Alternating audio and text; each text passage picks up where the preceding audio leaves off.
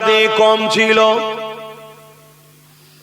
পরনা ঠিক মতো কাপড়ও ছিল না, পায়ে ঠিক মতো জুতাও ছিল না, হাতে খাজুরের ডাল নিয়ে বদরের ময়দানে হাজির হয়ে গেছে। মাত্র 313 জন রয়েছে।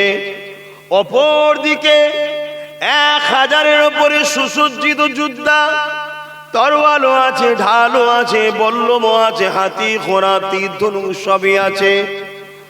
আল্লাহ নবী বদরের ময়দানে হাজির হয়ে একবার জালিমদের দিকে দেখে, আর একবার আল্লাহর পাগলগুলোকে দেখে, সাহাবাদের দিকে তাকায়। তাকিয়ে নবী আমার আসমানের দিকে চোখ তুলে বলেছিলেন, আল্লাহ এই মঞ্জিল, এই মুহূর্তটা আল্লাহ আপনি কবুল করে নেন। এরা নিজেদের জান মাল, পরিবার, স্ত্রী, বাচ্চা সব ছেড়ে দিয়ে তরোয়ালের সামনে, এমন করে তীর বল্লমের সামনে, খোড়ার সামনে নিজেদের ঘরে দাঁড় করিয়ে দিয়েছে। আল্লাহ শুধুমাত্র আপনাকে রাজি খুশি করার জন্য, আপনার দিনকে হিফাজত করার জন্য, নাই সত্যকে প্রতিষ্ঠিত করার জন্য। আল্লাহ আপনি এদেরকে কবুল করে নেন। আওয়াজ এসে যায়, হাবিব আজকে বদরের ময়দানে যতজন মানুষ আপনার পিছনে দাঁড়িয়েছে, আমি আল্লাহ ওদের আগে পরে পিছনে যতদিন বাঁচবে সব কিছুর গুনাহ মাফ করে ওদেরকে জান্নাতি ঘোষণা দিয়ে দিলাম।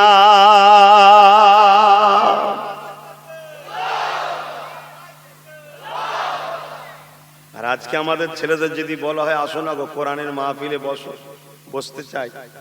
দেখুন হাজারো মানুষ দাঁড়িয়ে আছে, আমাদেরই ছেলে বসতে চায় না। কেন? কপাল ফাটা। আমি ওপেন বলছি, কপাল ফাটা। কেন এখানে বসলে গুনাহ মাফ হতো, কপালে নাই, নসিবে নাই। আজ না হয় ওরা দাঁড়িয়ে আছে বলছি, এরকম হাজারো মানুষ আমাদের কওমের, তারা আমাদের ধর্ম ভালো লাগে না, আমাদের ঘরের ছেলে, তারা অন্য ধর্মের অনুষ্ঠানে গিয়ে দেখুন সেক্রেটারি হয়ে বসে আছে, চাঁদা দিয়ে বসে আছে, বিভিন্ন কিছু করে বসে আছে। এরকম মুসলমান আছে না? নাই। আমার কথাই বেজার হচ্ছে না? আমার সাফ সাফ কথা, দুষ্টু গরুর থেকে শূন্য গোল থাকা ভালো। দুষ্টু গরুর থেকে শূন্য গোল থাকা ভালো। না হয় একটা চরিত্রহীন মুসলমানের জন্য মুসলিম সমাজকে মিডিয়া গাল দিচ্ছে, একটা দেশদ্রোহী বা অবৈধ কাজ করছে মুসলিম দাবিদার, তার জন্য পুরো মুসলিম সমাজকে মিডিয়া খেউ খেউ করে ধরছে। ঠিক না বেটি? তুমি শুধু মুখে ভালোবাসি তো বললে হবে না, তোমায় দিল থেকে দেখাতে হবে।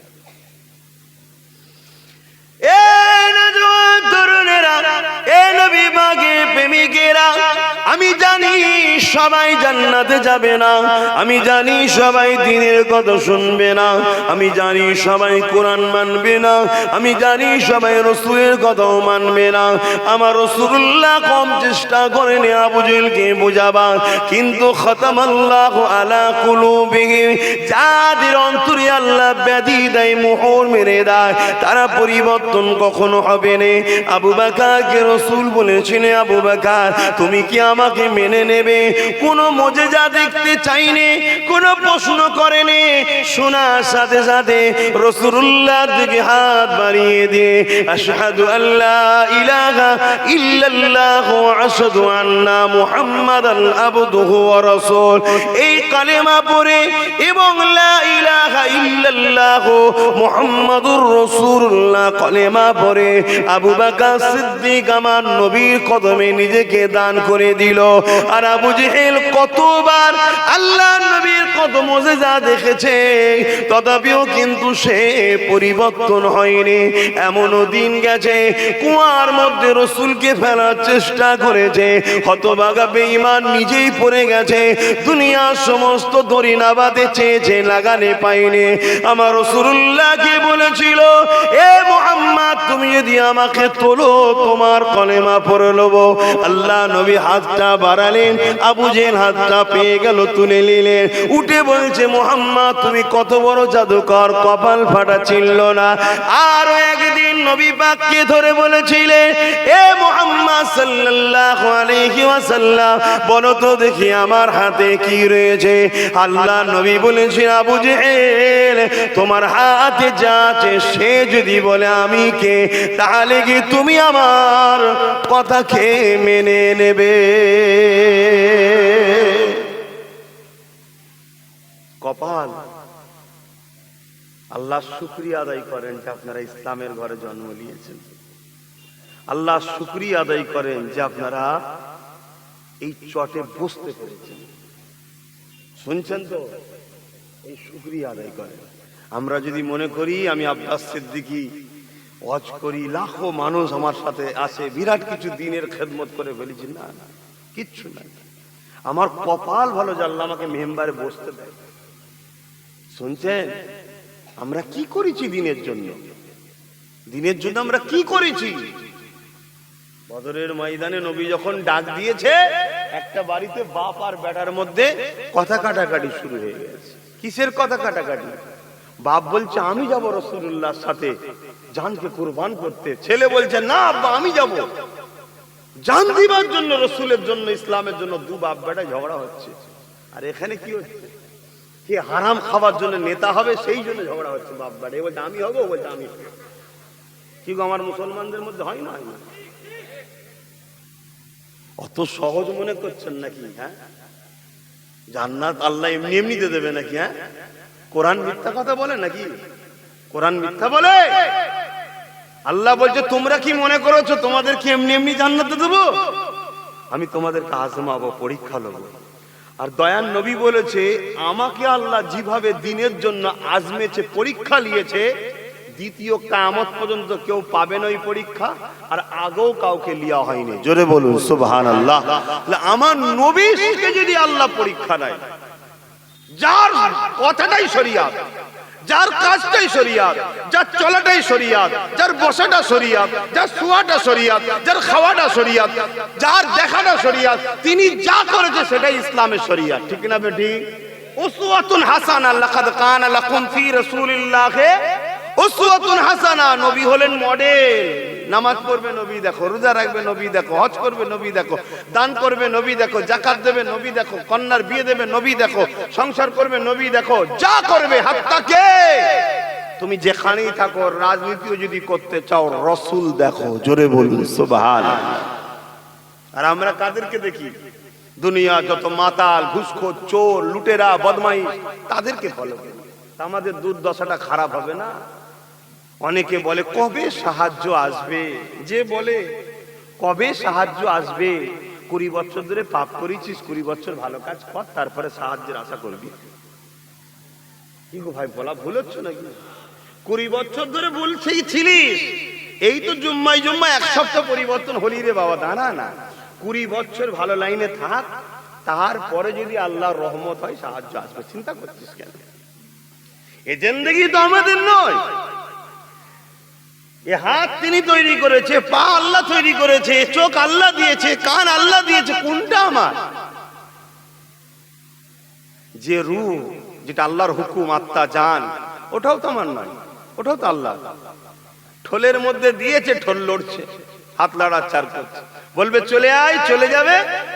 গাল হাঁ করে যদি মরে, হাঁ করেই রয়ে যাবে, কেউ বন্ধ করলে বন্ধ হবে। কি আহা! তারপরও আমাদের ফুটানি, আমাদের লাফালাফি, বাপ রে বাপ।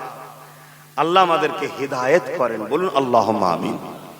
আল্লাহ সাহায্য চাই যে মালিক খাস দয়া করে আমাদেরকে হিদায়াত করুন, কেন ফিতনা ভরা পৃথিবী। তবে হ্যাঁ, আল্লাহ নবী বলেছেন আখেরি জামানায় যদি কেউ আমার একটা সুন্নতকে জিন্দা রাখে, আল্লাহ তাকে শহীদের দরজা দেবে। জোরে বলুন সুবহানাল্লাহ। একটা সুন্নাত জিন্দা বলতে কি? রোজ করতে হবে, রোজ যে কোনো একটা সুন্নাতকে রোজ জিন্দা রাখতে হবে। যেমন ধরুন ফজরের 2 রাকাত সুন্নত নামাজ কোনোদিন যেন মিস না যায়, রোজ। কথা বুঝে আছে? জোহরের সুন্নত নামাজ কোনোদিন যেন মিস, জিন্দা রাখার জন্য আমি কন্টিনিউ করব একটা জিন্দা। আরো অনেক সুন্নত আছে, আমি একটা সব থেকে উত্তম ভালো সুন্নত বললাম, যেখানে আল্লাহকে সেজদা দেওয়া হয়। আর সিজদাটা এত নিয়ামত জিনিস। হযরতে মুসা আলাইহিস সালাম আল্লাহকে বলেছিলেন, হে আল্লাহ, আমি আপনার সঙ্গে কথা বলি, আমি আপনার সঙ্গে আলোচনা করি। আল্লাহ পাক এই জমিনের উপরে আপনার সঙ্গে আর কি কেউ কথা বলতে পারবে? এ নওজোয়ান তরুণেরা, আব্বা জানেরা, মায়েরা, হযরতে মুসা আলাইহিস সালামের কথাটা শুনে আল্লাহ পাক বলেছিলেন, মুসা রে, এই জমিনের উপরে আমার একদল স্পেশাল বান্দা বান্দি আছে, আমার একদল, একটা কোটা আছে, একদল স্পেশাল রয়েছে, যারা আমি আল্লাহ আমার সঙ্গে শুধু কথা বলবে তা নয়, আমার সঙ্গে যতক্ষণ খুশি ততক্ষণ কথা বলবে। তুমি আমার সঙ্গে কথা বলতে গেলে তোর পাহাড়ে আসতে হয়, জায়গা ফিক্সড রয়েছে, কিন্তু আমার একদল স্পেশাল আছে, যারা আমার সঙ্গে কথা বলার জন্য কোনো জায়গা ফিক্স নয়, যে কোনো পাক পবিত্র জায়গায় দাঁড়িয়ে আমি আল্লাহ আমার সঙ্গে কথা বলতে পারবে, যতক্ষণ খুশি কথা বলতে পারবে। ও মুসা, তুমি আমার সঙ্গে কথা বলছো, তোমার আমার বিচখানে 10,000 নূরের পর্দা রয়েছে, একটা পর্দা থেকে আর একটা পর্দা, 1000 বছর 1000 মাইলের রাস্তা। এ মুসা, তারা যখন আমার সঙ্গে কথা বলবে কোনো পর্দা থাকবে না, একেবারে সামনাসামনি, একেবারে কাছাকাছি, যতক্ষণ খুশি তারা আমাকে দেখবে, আমার সঙ্গে কথা বলবে, যেখানে খুশি কথা বলবে। মুসা আলাইহিস সালাম এই মুজিজা শুনে, এই মাকাম শুনে হুজুর আমার বলতে লেগেছেন, আল্লাহ ওই উম্মত আমাকে বানান, ওই বান্দা বান্দি, বান্দা দলভুক্ত আমাকে বানান। আল্লাহ বলেছিল মুসা হবে না। মুসা নবী বলতে চেয়েছেন, আল্লাহ জানতে কি পারি তিনারা কারা? আমার আল্লাহ বলেছেন, মুসা রে, ওরা হলো আমার হাবিবের আখিরি নবীর উম্মত, উম্মতি। আরো জোরে বলুন সুবহান। এত মাকাম, এত সম্মান। আসসালাতু মিরাজুল মুমিনিন। মুমিনরা যখন নামাজ পড়ে, মুমিন আর মুসলমান দুটো এক নয়। মাফ করবেন, আমি কারোর সঙ্গে ব্যক্তিগত ঝগড়া করতে আসিনি, সত্যটাকে জানাতে এসেছি। মুমিন আর মুসলমান দুটো এক নয়।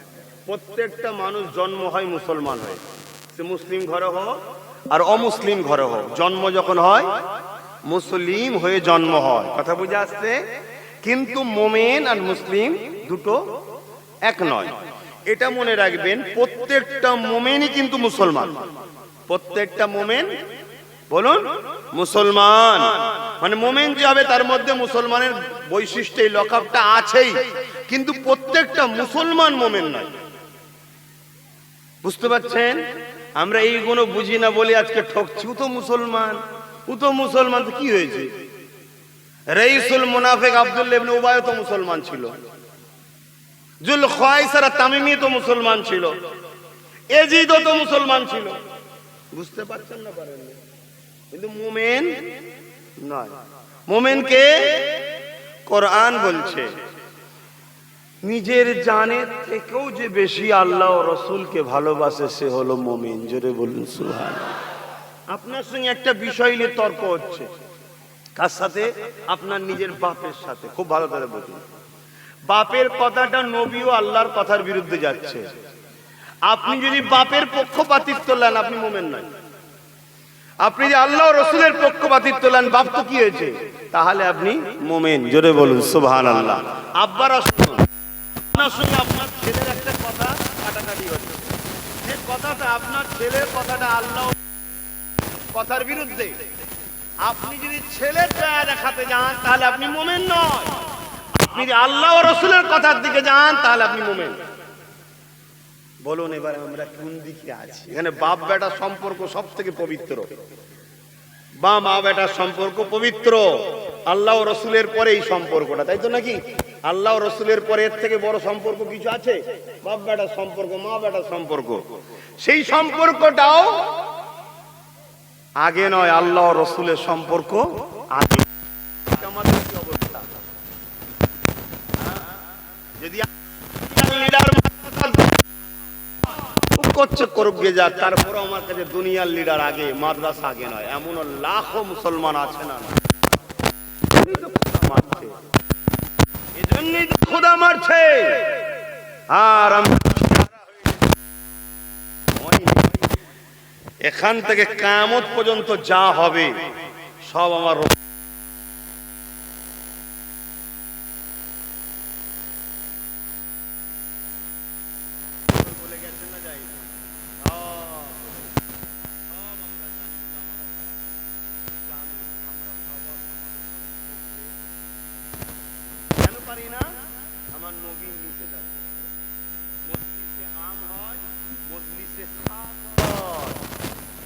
খাস মজলিস আর আম মজলিস, এই ফারাক আল্লাহ করেছে না করে?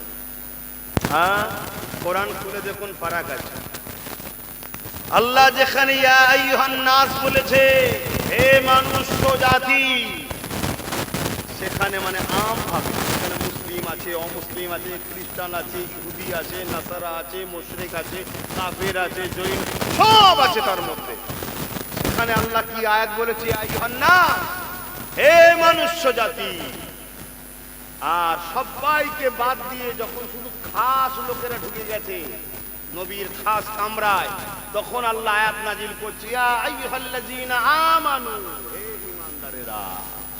কথা মাথায় ঢুকছে? তাহলে আল্লাহও খাস আম আলাদা করেছে। তো শরীয়তের আলোচনা তো কিছু খাস আর আম আছে। এই আম সমাজে ওই আলোচনা করলে দিশেহারা হয়ে যাবে। এমনি তো মেন্টালিটিটা অর্ধেক সব, কে বলছে আমার জান দিতে মন যাচ্ছে, কে বলছে আমি বিষ খেয়ে নেবো না, কি বলছে, কে বলছে গলায় দড়ি দেবো না, কি হয় না হয় না। কার সংসারে শান্তি আছে? খোদার মা লেগেছে এমন কেউ শান্তি নেই। কার বাপ বেটাই হচ্ছে, কার মা বেটাতে হচ্ছে, কার স্বামী স্ত্রীতে হচ্ছে, কার ভাই বোনে হচ্ছে না হয় না। এই সব খোদার মা। এ থেকে বাঁচার আছে না? রোগ হলে ট্রিটমেন্ট আছে না? নাই। এ থেকে বাঁচার উপায় হলো আমিনা লালের কদমে নিজেকে গোলাম হিসাবে কুরবান করতে হবে। জোরে বলুন সুবহানাল্লাহ। অন্য কোন রাস্তা নেই, অন্য কোন রাস্তা নেই। আর আমিনা লাল তোমাকে যে রাস্তা দেখাবে, ওই রাস্তাটা হলো কোরআনের রাস্তা। জোরে বলুন সুবহানাল্লাহ। কেন আম্মা জান আয়েশা সিদ্দিকা রাদিয়াল্লাহু তাআলা আনহা বলেছেন, কানা খুলুকুল্লাহুল কোরআন, আমার নবীর লাইফ স্টাইলটাই হলো কোরআন। জোরে বলুন সুবহানাল্লাহ। তাই গোলাম না হলে তো শেখানো যায় না, শেখানো যায় না। ও শুনবে নাকি আমার কথা?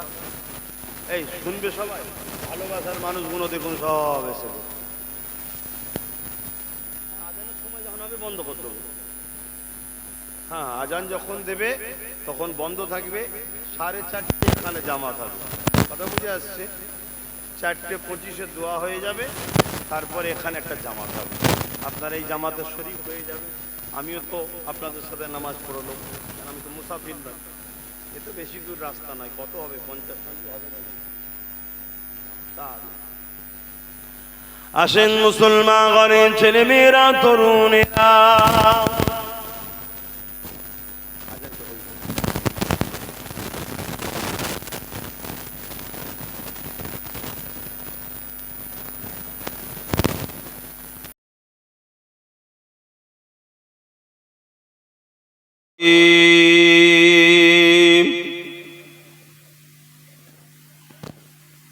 বিসমিল্লাহির রহমানির রহিম।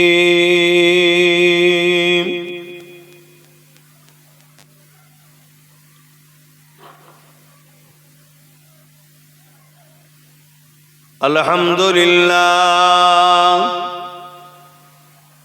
আলহামদুলিল্লাহ নাহমাদুহু ওয়া নাস্তাঈনুহু ওয়া নাস্তাগফিরুহু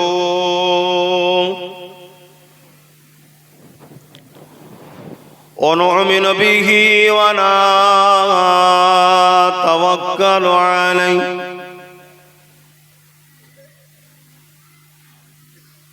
ওয়া নাউযু বিল্লাহি মিন শুরুরি আনফুসিনা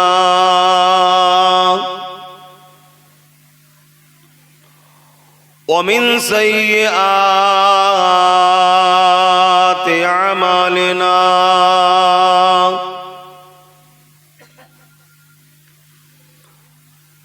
من يهدي الله فلا مضل له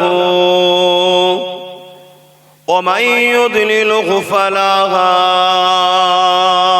هادي له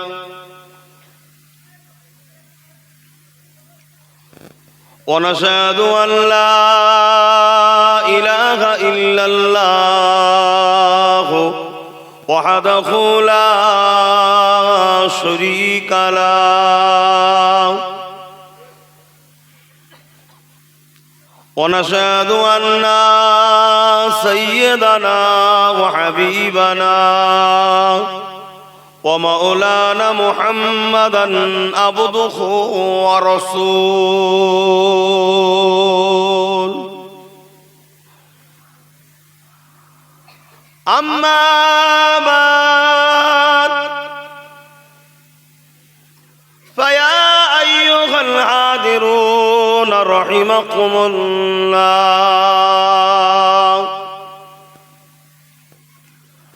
قال الله تعالى في كلام المزيد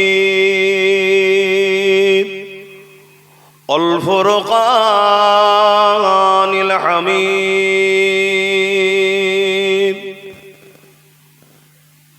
إن الله وملائكته يصلون على النبي يا أيها الذين آمنوا صلوا عليه وسلموا تسليما اللهم صل على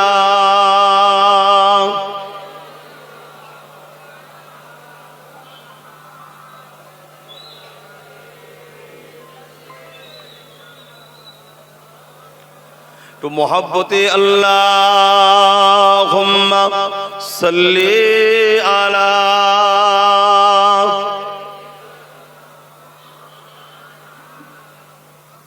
وعلى آله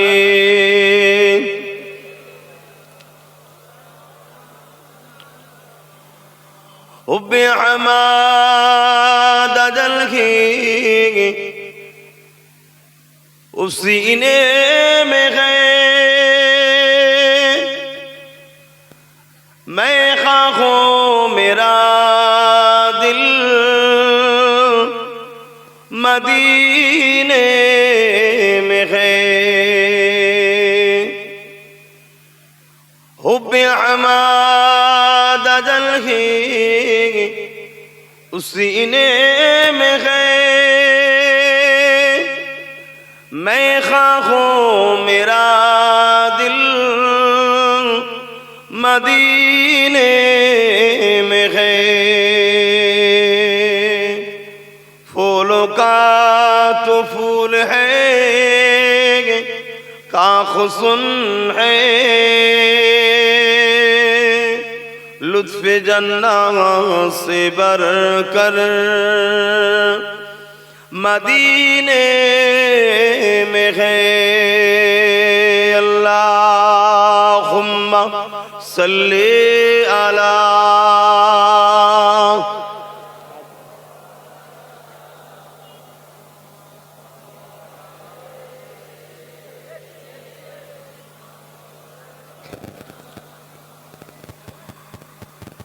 میرے آنکھوں کی بدلی میں جلوہ محمد کا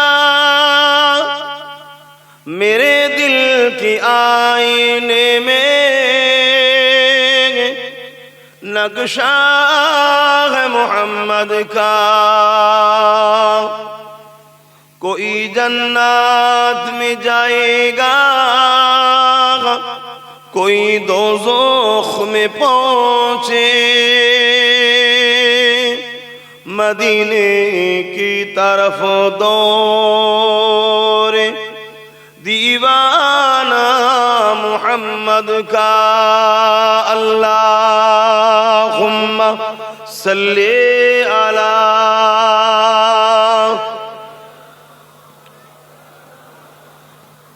وعلى آل سيدنا कलमे ला इलाहा इल्लल्लाह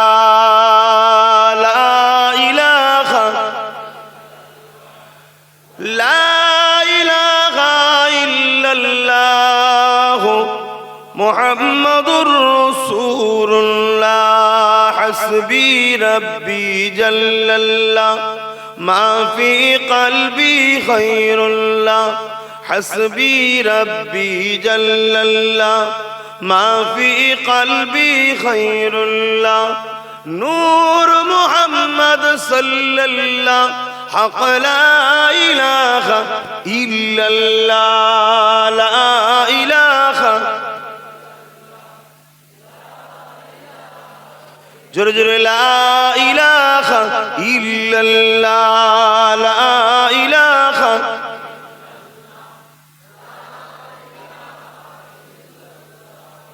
मुहम्मदुर रसूलुल्लाह अल्लाहुम्मा सल्ली अला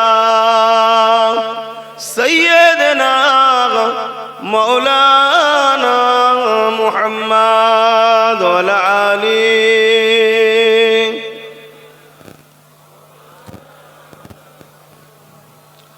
وقال الله تعالى في كلام المزيد والفرقان الحميد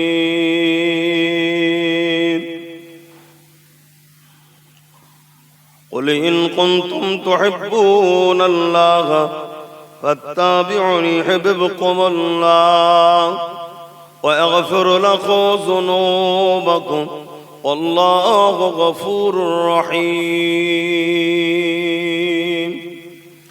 আমার আব্বা জানেরা পর্দা নিশিনা আমার আম্মা জানেরা নওজোয়ান তরুণেরা যুবকেরা পর্দা নিশিনা আমার বোনেরা ছোট ছোট বাচ্চারা উলামা হযরত হাফিজে কোরআন নামাজি মুত্তাকি পরহেজগার মুত্তাকি ইমাম সাহেব গণেরা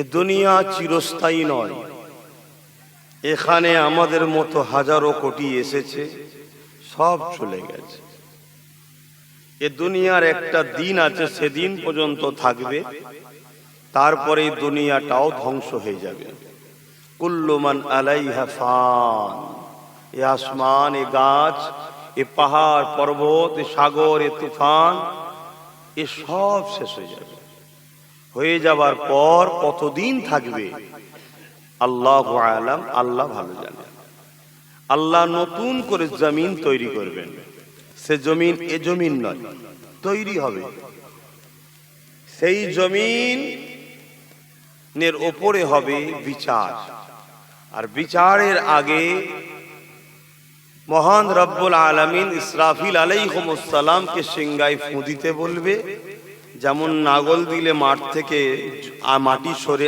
আলু বাহির হয় ওরকম মানুষ বেরোবে মুসলিম হোক আর অমুসলিম হোক সবাই মাটির তলা থেকেই উঠবে সেদিনটা হবে সুম্মা নুফিকা উখরা ফাইযা হুম কিয়ামুন ইয়ানজিরুন আল্লাহর দিকে ফিরে যেতে হবে সেদিন সবাই ভ্যালভ্যাল করে দেখবে কি হচ্ছে সেদিনটা হলো বিচারের দিন দুনিয়ায় ছাড় 3 ঘন্টা 4 ঘন্টার জন্য দুনিয়ার পরীক্ষা হলে আমরা ঢুকি তো লিখলেও মাস্টার কিছু বলবে না না লিখলেও মাস্টার দুনিয়ায় তখন হলে কিছু বলবে না ঘন্টা যখন বেজে যাবে খাতাটা জমা নেবে রেজাল্ট যেদিন আউট হবে সেদিন হয় হাসতে হবে নয় কাঁদতে হবে ঠিক মিলিয়ে দেখুন এই দুনিয়ায় কারো 30 বছর কারো 50 কারো 60 কারো 100 এটা হলো পরীক্ষার হল ঘন্টা অর্থাৎ মৃত্যু যেই হয়ে যাবে তোমার রূহ বেরিয়ে জমা হয়ে গেল এবারে খাতা দেওয়া হবে কবে ওই ময়দানে মাহশর বিচারের দিন যারা ডান হাতে খাতা পাবে তারা হাসবে তার মানে পাস আর যারা বাঁ হাতে তাদের সেদিন কাঁদার আর শেষ নাই এখানে তো পরের বছরে চান্স আছে আরেকবার ট্রাই করবি খুনি কিন্তু ওখানে কোনো রাস্তা নাই আমরা মৌলানারা, আমরা মলি সাহেবরা, আমরা আমির সাহেব, হজরত সাহেব, পীর সাহেব, দরবেশ সাহেব, মুফতি সাহেব, যারাই রসুল ও কোরআনের পক্ষে ডাকে, তাদের কথা কি অনেকে গুরুত্ব দেয়, অনেকে দেয় না। এর জন্য ভাবার কিছু নাই। কেন এই জমিনের ওপরে প্রচুর নবীদের ডাকে মানুষ সাড়া দেয়নি, কিন্তু যখন মুসিবত এসেছে তখন তারা দিশেহারা হয়ে গেছে। আমরা সবাই জানি হযরতে লূত আলাইহিস সালাম, তেনার কওমের কথা, নূহ নবীর কথা জানি, আমরা শুআয়ব আলাইহিস সালামের কথা জানি, ইউনূস নবীর কথা, ইতিহাস সব কোরআন আল্লাহ আমাদেরকে শিক্ষা দিয়েছে। তো সর্বশেষ নবী হলেন হযরত প্রফেট মুহাম্মদ সাল্লাল্লাহু আলাইহি ওয়াসাল্লাম, এবং তিনি সমস্ত নবীদের ও নবী। জোরে বলুন সুবহানাল্লাহ।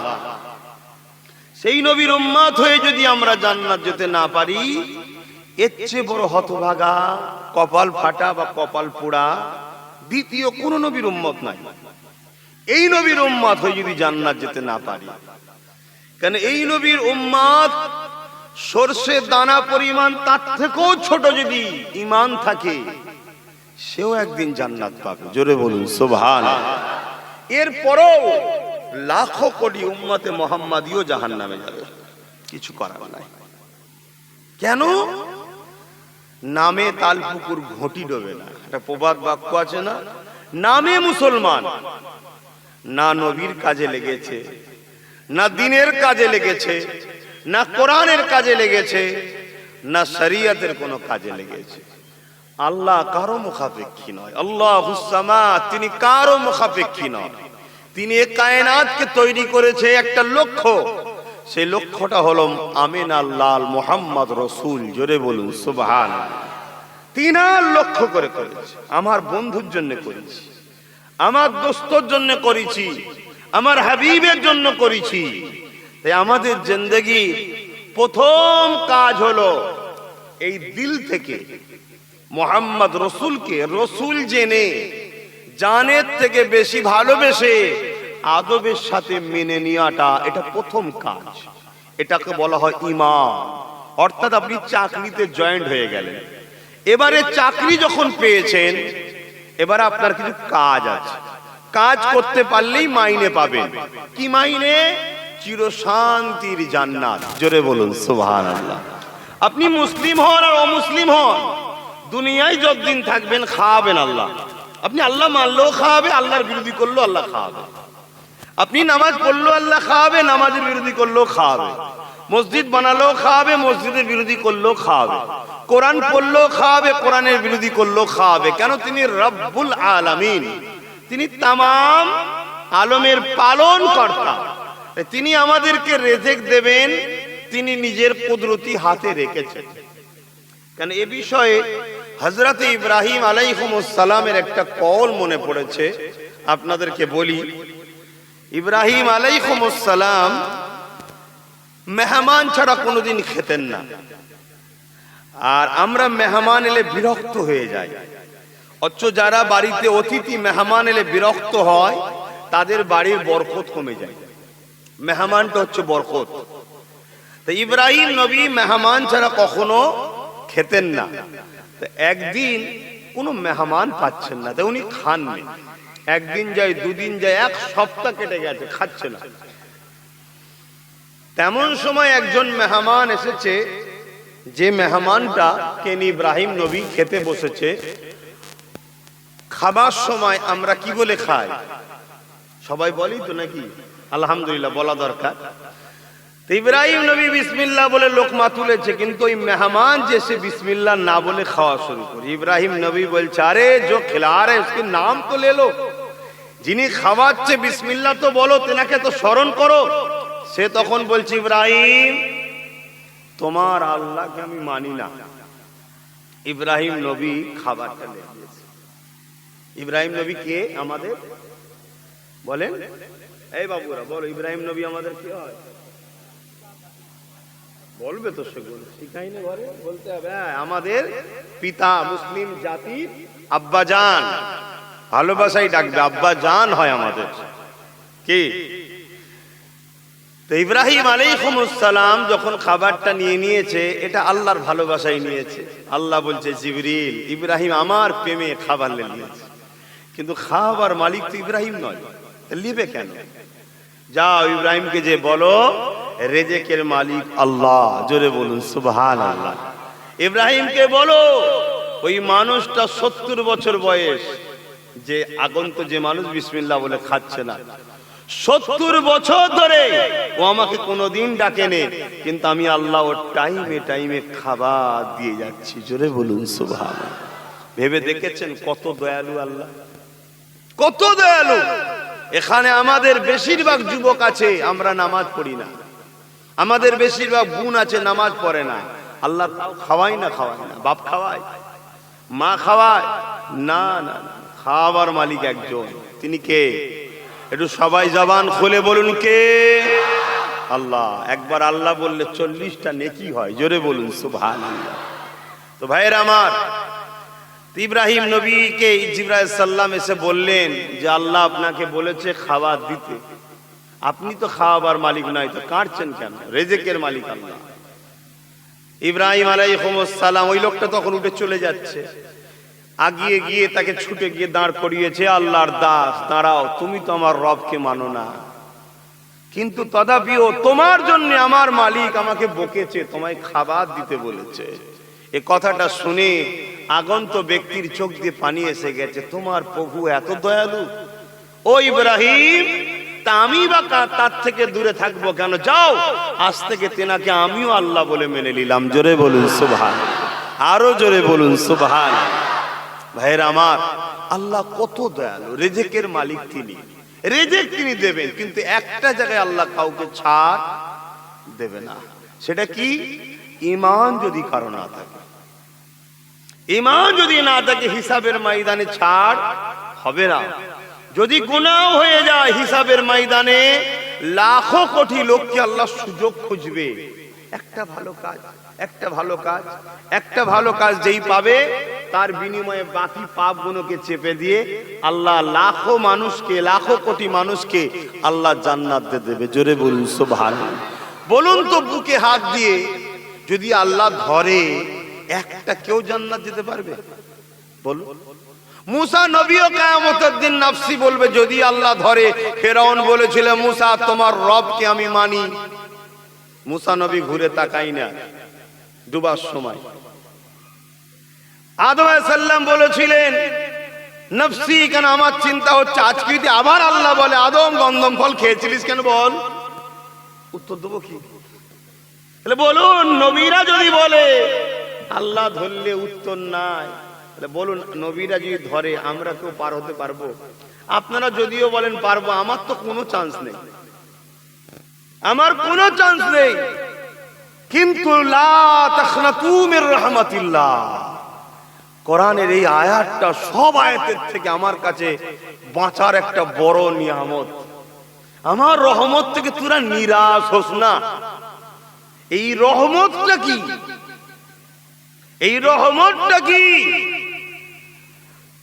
বিভিন্ন মুহাদ্দিসিন মুফাসসিরিনরা বলছেন, এই রহমত হলো ওমা আরসালনাকা ইল্লা রাহমাতাল লিল আলামিন, দয়াল নবী, জোরে বলুন সুবহানাল্লাহ। অর্থাৎ আল্লাহ নবীকে আল্লাহর রহমত করে পাঠিয়েছেন।